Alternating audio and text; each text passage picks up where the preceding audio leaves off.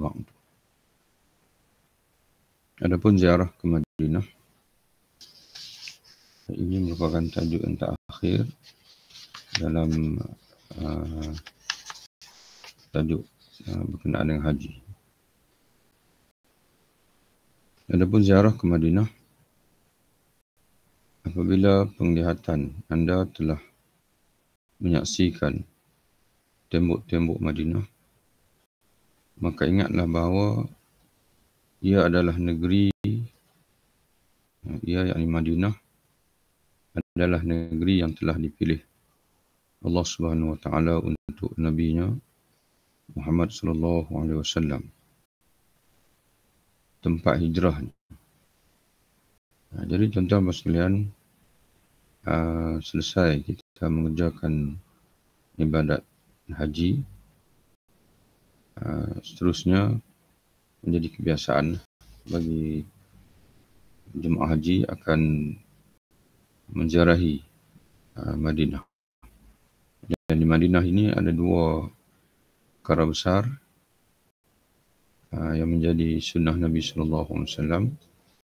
Yang pertama, menziarahi Rasulullah sallallahu alaihi wasallam, dan yang keduanya kita ingin mengerjakan salat di dalam Masjid Nabawi. Di mana dalam Masjid Nabawi ini kelebihannya berbanding dengan masjid-masjid yang lain di atas muka dunia ini, melainkan Masjidil Haram, iaitu 1000 kali ganda. 1000 kali ganda jika disebabkan salat di masjid-masjid yang lain. Jadi sebab itu setiap orang mukmin, orang beriman, yang mereka akan tidak akan ketinggalan untuk menziarahi Masjid Nabawi dan juga sekaligus menziarahi Nabi sallallahu alaihi wasallam. Maka sebab itu dia mengakhiri pengarang kitab kita ini dengan menakalkan daripada Imam Al-Ghazali rahimahullah, penghujung setelah beliau menghuraikan tentang haji, penghayatan-penghayatan batin tentang ibadat haji, maka dihuraikan sebagai penutupnya apa yang seharusnya hadir dalam hati kita pada ketika kita menziarahi Madinah dan juga menziarahi Rasulullah sallallahu alaihi wasallam. Jadi hendaklah hadirlah hati kita bahwasanya sebaik kita melihat tembok Madinah, hendaklah hadirlah hati kita bahwasanya kita sedang berada ataupun sedang menuju ke negeri yang telah dipilih oleh Allah Subhanahu wa taala untuk menjadi tempat hijrah Rasulullah dan juga bersemadinya jasad Nabi kita Muhammad sallallahu alaihi wasallam. Kampung yang menjadi tempat menerima berbagai ajaran Allah. Wilayah yang menjadi tempat melakukan jihad melawan musuhnya dan memenangkan agamanya hingga Allah memanggilnya, yakni menjemputnya,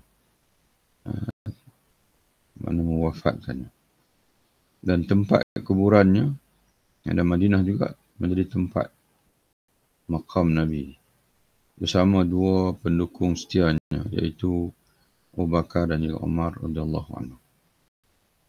Kemudian bayangkanlah jejak-jejak langkah Rasulullah sallallahu alaihi wasallam di saat menjalani kehidupannya.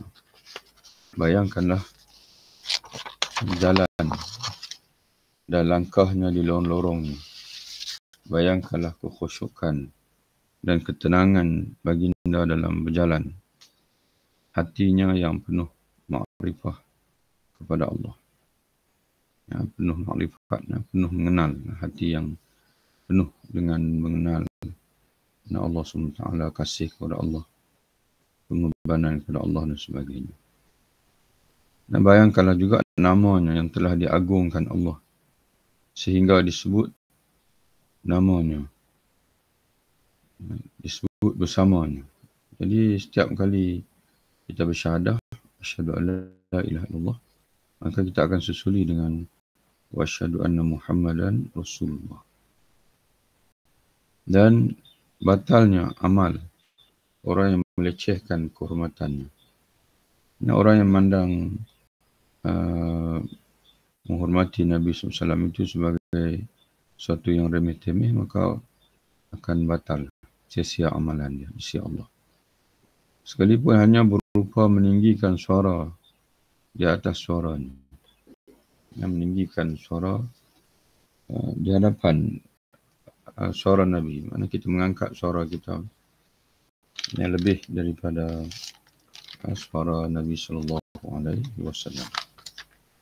Ini sebagaimana Allah SWT menyebutkan dalam surah Al-Hujurat, di mana Allah SWT melarang kita meninggikan suara kita. Surah Al-Hujurat ayat yang kedua, Allah SWT menyebutkan, Ya ayyuhalladzina amanu la tarfa'u aswatakum fawqa sautin nabi. Wahai orang-orang beriman, janganlah kamu mengangkat suara-suara kamu mengatasi suara Nabi SAW. Wala tajharu lahu bil qaul.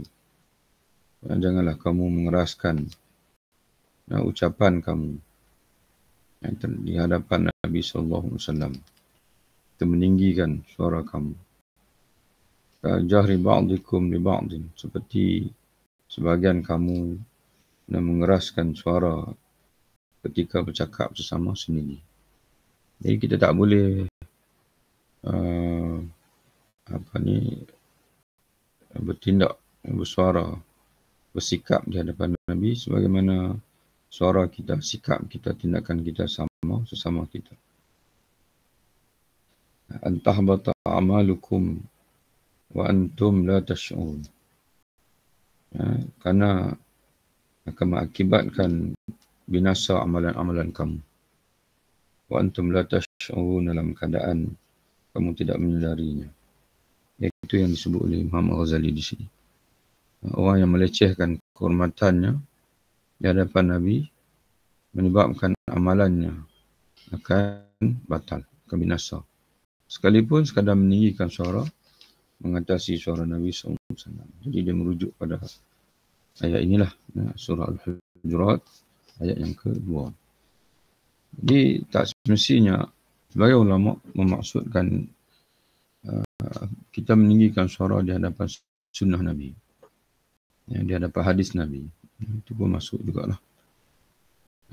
Sebab itu bila kita berhadapan dengan hadis dan berhadapan dengan sunnah Nabi dan sebagainya, maka lenyaplah segala pandangan-pandangan, segala sunnah kita, segala dipanggil keinginan kita dan sebagainya. Sepatutnya kita lenyapkan apabila berhadapan dengan keinginan Nabi, berhadapan dengan sunnah Nabi, berhadapan dengan ajaran Nabi SAW. Kemudian ingatlah kurnia yang telah diberikan Allah kepada orang-orang yang telah menyertainya, yakni bersama Nabi. Itulah para sahabat. Hidup radhiyallahu anhu, hidup semasa dengannya dan mendengarkan sabda-sabdanya. Sesalilah dirimu sejadi-jadinya kerana tidak mendapatkan kesempatan menjadi sahabatnya atau menjadi kawan para sahabatnya, itu tabi'in. Jadi hendaklah kita merasakan alangkah baiknya, alangkah mulianya kita ini kalau dipilih oleh Allah untuk menjadi sahabat Nabi, ataupun sekurang-kurangnya menjadi sahabat atau pengikut kepada sahabat-sahabat Nabi SAW. Jadi makna kalau Allah Ta'ala bagi peluang, maka kita hadirkan hati kita. Kalau engkau memberi peluang, aku akan mengambil peluang tersebut tanpa teragak-agak lagi. Kemudian ingatlah bahawa engkau tidak mendapatkan kesempatan untuk melihatnya di dunia dan untuk bisa melihatnya di akhirat pun belum bisa dipastikan. Bahkan bisa jadi anda tidak dapat melihatnya kecuali dengan susah payah di akhirat. Jadi hendaklah kita menghadirkan perasaan bimbang, khawatir. Ya Allah, janganlah Engkau halang daku daripada bertemu dengan Nabi yang aku kasih di akhirat. Dan janganlah Engkau suskarkan perjalananku untuk bertemu dengan baginda atau mendapat syafaat baginda untuk bersama dengan baginda di akhirat. Sementara itu juga dalam Engkau bimbang juga bahawa beliau yang Nabi SAW tidak dapat menerimamu kerana keburukan amal perbuatan. Jadi hendaklah kita berasa bimbang juga. Jangan takut nanti Nabi tidak menerima kita di akhirat. Ini sebagaimana Nabi SAW pernah menyebutkan perkara ini sejak baginda masih hidup lagi.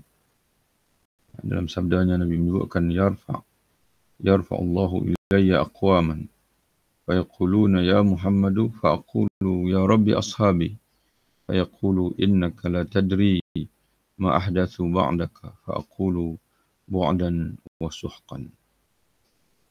Allah mengangkat beberapa kaum kepadaku, mana menunjukkan beberapa kaum kepadaku yang di akhirat. Mereka berkata, wahai Muhammad.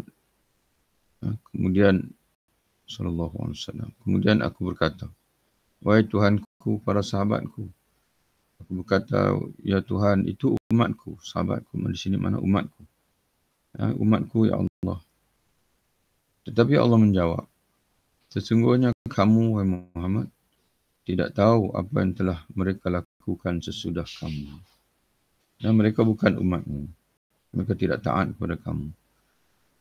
Karena Nabi SAW menganggap bahawa semua orang yang meluk Islam itu adalah sahabat dia. Dan mana umat dia. Tapi Allah Ta'ala menjawab tidak. Mereka bukan umatmu. Setelah engkau mati, mereka telah menyeleweng daripada ajaranmu. Jadi sebab itu, lalu aku berkata, kalau begitu, bu'dan wa suhqan, menjauhlah dan celakalah kalian.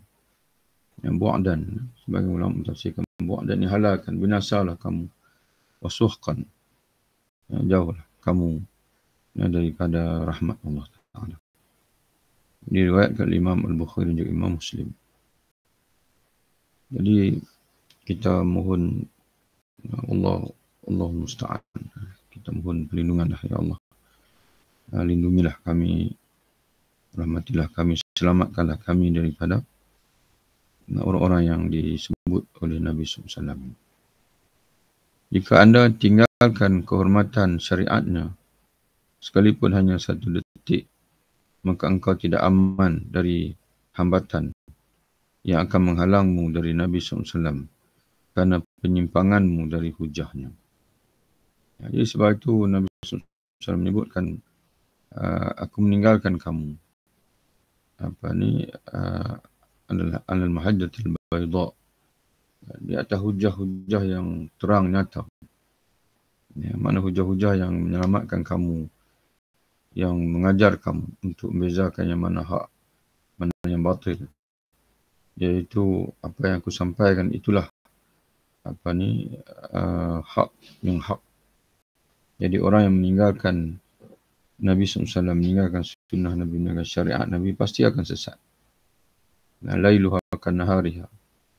Sehingga akan malamnya seperti siangnya. Mana sangat jelas. Tidak ada kesamaran lagi. Jadi sebab itu, orang yang meninggalkan, orang yang tidak menghormati syariat, orang yang meninggalkan kehormatan syariat baginda, yang tidak menghormati syariat yang disampaikan oleh Nabi, ditinggalkan oleh Nabi SAW, maka itu akan menghalang dia daripada Nabi SAW.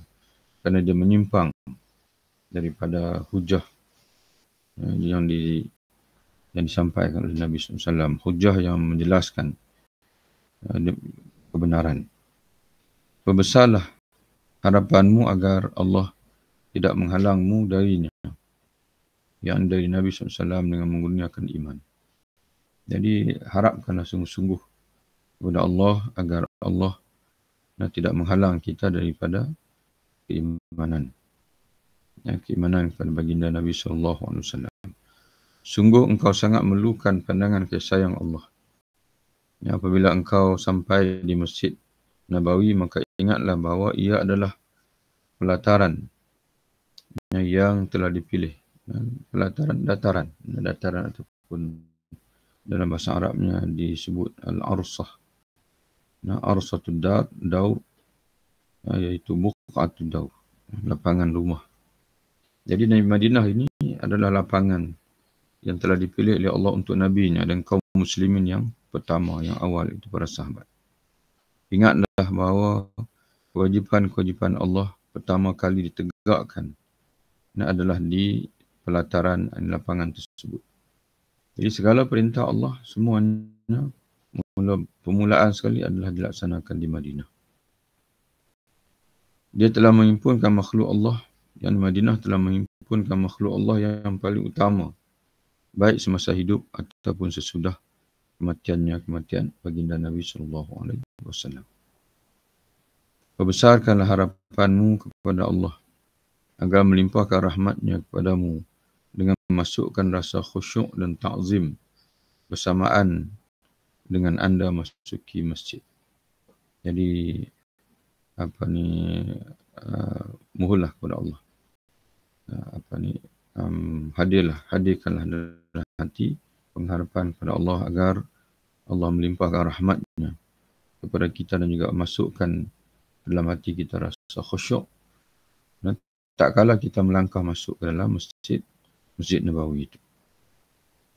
Sesungguhnya tempat ini merupakan tempat yang paling mudah untuk menghadirkan khusyukan hati setiap mukmin. Jadi orang yang ketika melangkah masuk ke dalam Masjid Nabawi pun masih lagi belum hadir khusyuk, maka itu merupakan satu alamat yang berbahayalah kepada hatinya. Kerana dia berada di tempat yang paling mudah, kata Imam Ghazali, untuk hadirnya khusyuk, tiba-tiba khusyuk tidak hadirlah hati. Sedangkan ziarah Rasulullah, selesai kita masuki Masjid Nabawi, kita pun menuju kepada makam Nabi SAW. Kata Imam Ghazali, ketika kamu menziarahi Rasulullah, maka hendaklah engkau berdiri di hadapannya, di hadapan makam Nabi SAW, dan menziarahinya seolah-olah engkau menziarahinya ketika baginda masih hidup. Janganlah anda mendekati kuburannya, kecuali seperti halnya engkau mendekati pribadinya yang mulia semasa hidup. Sebagaimana engkau berpendapat yang haram menyentuh kuburnya dan menciumnya, tetapi berdirilah dari kejauhan di hadapannya. Makna dari kejauhan ni, makna sekadar kita berada di depan makam Nabi, tak perlu kita ataupun tak boleh kita pergi lebih dekat sehingga menempel kepada makam Nabi SAW. Itu disebut sendiri juga oleh Al-Imam Murtada Az-Zabiri, satu pelakuan yang dia menyatakan menyimpang daripada pelakuan orang dulu, kita sehingga menyentuh makam Nabi SAW itu. Bahkan dia akan sebut selepas ini, Imam Ghazali akan sebut itu semua adalah tradisi Nasrani dan juga Yahudi. Jadi yang menjadi adabnya adalah kita berdiri di depan makam Nabi, bukan menempel kepada makam Nabi SAW tersebut. Itu menggambarkan tidak hormatnya kita kepada Nabi SAW.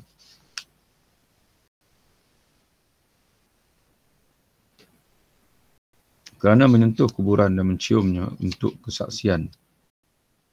Diterjemah sini untuk kesaksian. Tapi wallahu a'lam, kerana saksi syahadah, al-masyahid, jamak pada masyhad, itu adalah sama makna dengan mahdar. Mahdar iaitu ketika hadir, menziarahi mana kuburan, dan menyentuh kuburan dan mencium kuburan ketika hadir menziarahi mana-mana kuburan. Yang kata Imam Al-Ghazali sebagai menakalkan oleh pengarang ini daripada Ihya Ulumuddin, dan dengan bahasa yang sama bila kita tengok dalam Ihya, iaitu kata dia tradisi adat Nasara dan juga Yahudi. Hadirkanlah keagungan darjatmu di hatimu. Hadirkanlah keagungan darjatmu di hatimu. Bahkan dalam syarah Ittihaf Sadatul Muttaqin, Imam Az-Zabidi membawa kisah Imam Nawawi rahimahullah ketika dia menziarahi ke Mesir, menziarahi makam Imam Syafi'i. Dia pun tidak hampir dengan makam Imam Syafi'i. Dia berada mana tidak menempelkan tubuhnya ke makam Imam Syafi'i. Bahkan dia berada agak jauh daripada makam Imam Syafi'i. Lalu orang tanya, kenapa engkau tidak pergi dekat dengan makam Imam Syafi'i itu? Lalu Imam Nawawi menjawab, itulah yang diajar kepada kami. Dan menghormati orang alim bukan dengan kita menempelkan badan kita ke tubuhnya. Dan sebaliknya kita berada di hadapannya dengan kita menzahirkan perasaan hormat di hadapannya. Bukan dengan kita menempel tubuh kita pada tubuh dia. Jadi begitu juga bila kita menziarahi makam dia, dan bukan yang kita menempel tubuh kita, mencium, mendakap makam itu. Sebaliknya kita berada di depan makam itu, menzahirkan. Jadi kita tengok kalau di sini Imam Al-Ghazali sebut tradisi Nasrani dan juga Yahudi. Dan satu lagi kita tengok juga merupakan tradisi orang Syiah. Hadirkanlah keagungan darjatmu di hatimu. Keagungan darjatnya di hatimu. Darjat Nabi SAW di hatimu. Kerana telah diriwayatkan dari Nabi SAW, baginda bersabda, Anna Allah wakkala biqabrihi malakan yuballighuhu salama man sallama alaihi min umatih. Sesungguhnya Allah telah mewakilkan malaikat di kuburnya, yang dikuburkan Nabi SAW, untuk menyampaikan kepada Nabi SAW salam, orang yang mengucapkan salam dari umatnya. Hadis ini di nota kaki di bawah,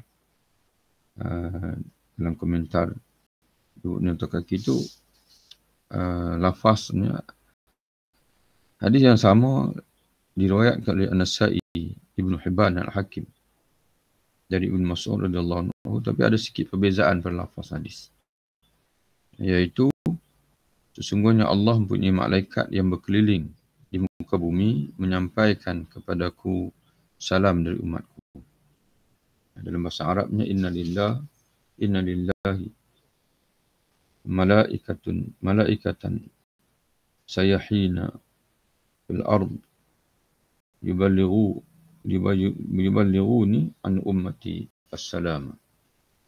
Sungguhnya Allah Ta'ala ini memiliki malaikat sayyahin. Sayyahin ini makna malaikat yang ditugaskan oleh Allah untuk turun ke bumi dan berlegar ke serata bumi. Yuballighuni, untuk memerhati siapa di kalangan umatku yang mengucapkan salam kepadaku, lalu mereka ditugaskan untuk menyampaikannya kepadaku. Ini menyangkut hak orang yang tidak mendatangi kuburannya. Maka bagaimana pula dengan orang yang sengaja meninggalkan negeri dan menempuh perjalanan jauh kerana merindukan pertemuan dengannya, dengan Nabi SAW. Dan cukup dengan menyaksikan kubur yang mulia, dan kerana tidak mendapat kesempatan menyaksikannya secara langsung. Mana dia memadai dengan dengan salam itu daripada menziarahi kubur Nabi, kerana tak ada kesempatan dengan menyaksikan kubur yang mulia, kan tidak ada kesempatan untuk hidup pada zaman Nabi SAW. Jadi hadis tadi, kata Imam Ghazali, itu berkait dengan orang yang mengucapkan salam di dunia mana, di muka bumi mana dia berada.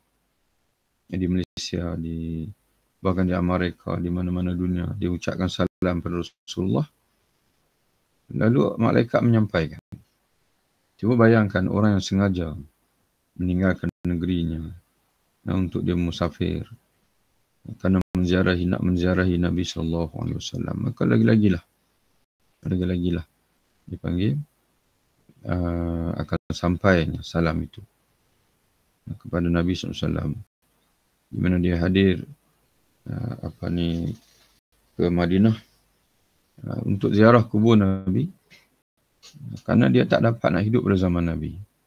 Tidak ada peluang untuk hidup pada zaman Nabi, maka dia ganti dengan tidak dapat menziarahi Nabi ketika Nabi hidup, maka dia ganti dengan menziarahi kubur Nabi SAW setelah baginda wafat. Nabi SAW bersabda, "Man shalla alayya marratan wahidatan sallallahu alaihi asyra." Barang siapa berselawat kepadaku sekali, maka Allah membalasnya 10 kali. Ya, dan juga sambungan hadis ni, dan juga Allah menghapuskan dosanya 10 dosa ni. Ya, asyra khati'at. Jadi apa makna Allah berselawat pada kita? Bila kita berselawat sekali kepada Nabi SAW, Allah berselawat kepada kita 10 kali, iaitu Allah merahmati kita dan juga Allah mengampunkan kita sebanyak 10 kali ganda. Inilah balasan bagi orang yang membaca salawat dengan lisannya saja. Maka bagaimana pula dengan orang yang melakukannya dengan hadir untuk menziarahinya, mana berselawat di hadapan Nabi SAW, di hadapan maqam Nabi SAW. Kemudian datanglah ke mimbar Rasulullah. Dan bayangkanlah ketika beliau menaiki mimbar. Beliau Nabi SAW menaiki mimbar. Mana pada masa hayatnya, cuba bayangkan seolah-olah macam kita hidup pada zaman Nabi SAW. Baginda menaiki mimbarnya. Kemudian bayangkanlah di hatimu kemunculannya yang anggun seolah-olah di atas mimbar dengan dikelilingi para sahabatnya dari Muhajirin dan Ansar, mendengarkan beliau berkhutbah yang menganjurkan taat kepada Allah dan mendorong mereka untuk taat kepada Allah SWT. Mintalah kepada Allah agar tidak misahkanmu darinya pada hari kiamat nanti. Agar Allah menyatukan kita dengan Nabi SAW di akhirat nanti. Itulah wazifah hati dalam berbagai amalan haji. Jadi selesai. Ya, ini penutup bagi bab ini, bab tajuk ini berkait dengan haji. Kata Imam Ghazali, itulah wazifah, itu kata pengarang kitab kita, Al-Alamah Syekh Said Hawa. Kata dia, itulah wazifah hati dalam berbagai amalan haji. Jika telah selesai dari semua rangkaian amalan tersebut, maka hendaklah hatinya, mana hati orang yang mengerjakan haji itu, merasa bersedih dan cemas. Kerana dia tidak tahu apakah hajinya akan diterima dan tetap menjadi kelompok orang-orang dicintai oleh Allah, ataukah hajinya tertolak dan dimasukkan ke dalam golongan orang-orang yang terusir, yang diusir oleh Allah Subhanahu wa taala, tidak diterima oleh Allah. Wal-'iyadzubillah, Allahu musta'an. Hendaklah dia mengenali hal tersebut dari hati dan berbagai amal perbuatannya. Jadi hendaklah dia mengenali hal tersebut, yakni apakah amalannya diterima oleh Allah ataupun tidak, dengan melihat kepada hati dan juga melihat kepada amalan itu sendiri. Jadi melihat pada hati itu macam mana? Kata pengarang kitab kita, jika hatinya semakin jauh dari dunia yang penuh tipu daya dan semakin gandrung, tengok dalam bahasa Arab itu semakin merindui, makna dia hatinya itu dengan mengejarkan hati itu, hatinya semakin ingin menjauhi dunia dan semakin merindui kepada dunia keakraban dengan Allah. Yang mana dunia dipanggil merindui, dipanggil akhirat lah, dunia lain. Di akhirat ni kita akan menghadap Allah, kita akan melihat Allah dan juga mendapati berbagai amal perbuatannya sesuai dengan timbangan syariat. Tadi melihat hati macam mana. Kemudian lihat amalan pula. Jadi jika dia mendapati hatinya memang cenderung pada Allah dan amalannya pula sesuai dengan timbangan syariat, maka ia boleh optimis terhadap penerimaan.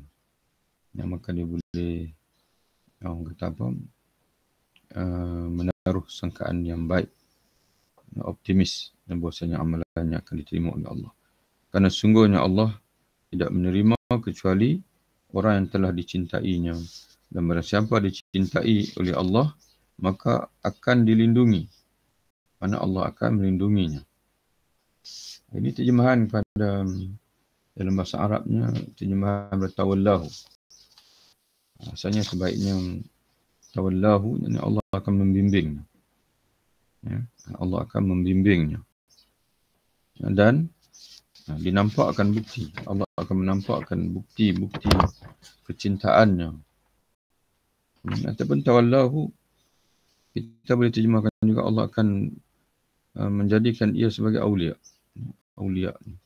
Allah akan menjadikan dia sebagai wali. Wali mana kekasihnya. Dan dinampakkan bukti-bukti kecintaannya. Jadi Allah akan zahirkan kepada kita bukti-bukti dan tanda dia mencintai kita. Dan dijaga dari serangan musuhnya, ini iblis. Allah tidak izinkan kita untuk digoda ataupun ditipu, dipengaruhi oleh musuh dia, musuh Allah itu iblis. Jika hal itu telah nampak pada dirinya, mana orang yang mengejar haji, bila nampak pada diri dia, pada hati dia macam mana, amalan dia macam mana, maka hal itu merupakan petanda penerimaan. Jika yang terjadi adalah kebalikannya, maka hasil perjalanannya tidak lain. Tapi kalau nampak sebaliknya, hati semakin cinta berdunia, panggil amalan pun tak ambil kisah. Amalan itu sah ke tak sah, batal ke tidak, tak ambil kisah, saya akan buat saja. Maka itu kata dia tidak lain merupakan tanda dipanggil bahwasanya haji kita itu hanya sekadar kepayahan dan keletihan semata-mata, tapi tidak diterima oleh Allah. Kita berlindung kepada Allah dari hal demikian itu. Alhamdulillah, tuan-tuan sekalian, kita selesai daripada wasail tazkiyah, sarana ataupun wasilah tazkiyah yang keempat, iaitu haji. Wallahu a'lam bishawab. Assalamualaikum warahmatullahi wabarakatuh. Ini kita jumpa lagi lah. Wasail tarbiyah yang kelima tu baca Quran. Jumpa lagi insya-Allah. Assalamualaikum warahmatullahi wabarakatuh. Assalamualaikum.